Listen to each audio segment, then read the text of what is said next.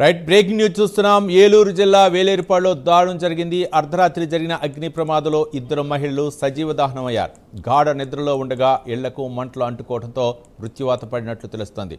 అర్ధరాత్రి 2 గంటల ప్రాంతంలో ఇంటికి నిప్పంటుకోవడంతో పక్కనే ఉన్న మరో ఇల్లు కూడా కాలిపోయింది. ఈ ఘటనలో సావిత్రితో పాటు కాచర్లపాడుకు చెందిన పుల్లమ్మ ఇద్దరు అగ్నికి ఆహుతయ్యారు. ఈ ఘటనలో 2 గ్యాస్ సిలిండర్లు పేలటంతో మంటలు మరింతగా వ్యాపించాయి. దాంతో ఇద్దరు మహిళలు సజీవ దహనమయ్యారు. ఘటనా స్థలానికి చేరుకున్న సిఐ రమేష్ బాబు, పోలీస్ సిబ్బంది కేసు నమోదు చేసి దర్యాప్తు చేస్తున్నారు.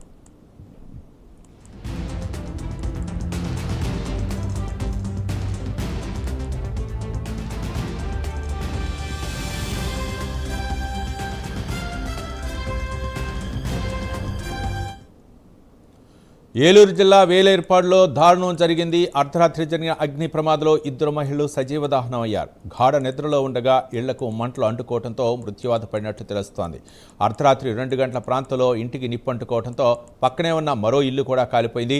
ఈ ఘటనలో సావిత్రితో పాటు కాచర్లపాడుకు చెందిన పుల్లమ్మ ఇద్దరు అగ్నికి ఆహుతయ్యారు. ఈ ఘటనలో 2 గ్యాస్ సిలిండర్లు పేలటంతో మంటలు మరింతగా వ్యాపించాయి. దాంతో ఇద్దరు మహిళలు సజీవ దహనమయ్యారు.